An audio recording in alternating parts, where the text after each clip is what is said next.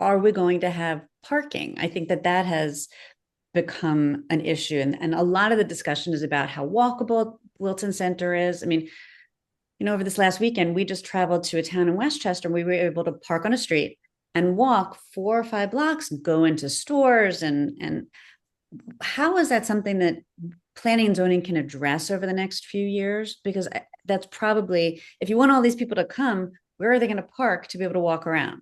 Yeah, I mean, it's a great question. And we've started talking about that as a commission too, because there's only so much that we can require without violating state law and complying with those as well. I think, again, this needs to be a collaboration between us and perhaps the Board of Selectmen or the Board of Finance when we consider municipal parking.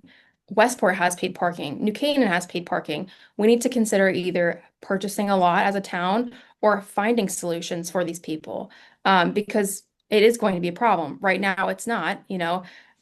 I had to laugh a couple of times during the public hearings for a few of the developments in Wilton Center because people were talking about where are we going to park on the weekend? And every time I drive through Wilton Center at 11 a.m. on Saturday and there's ample parking, I say, oh no, I can't find a parking spot.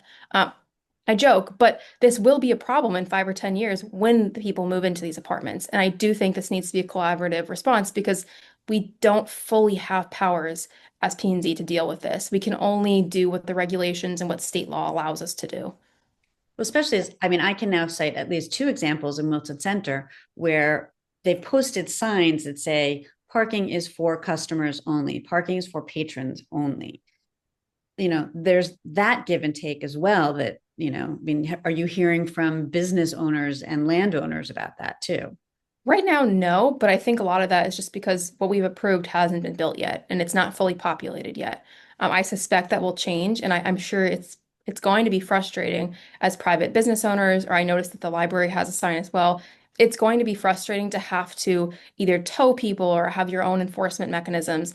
But like I said, I think that this really needs to be a conversation beyond just P&Z because we don't fully have the capacity to deal with it just because that's not permitted under regulations, state laws, etc. It does need to be addressed though, because it's not a problem now, but it will be. I mean, I can't guarantee, but common sense says it will be.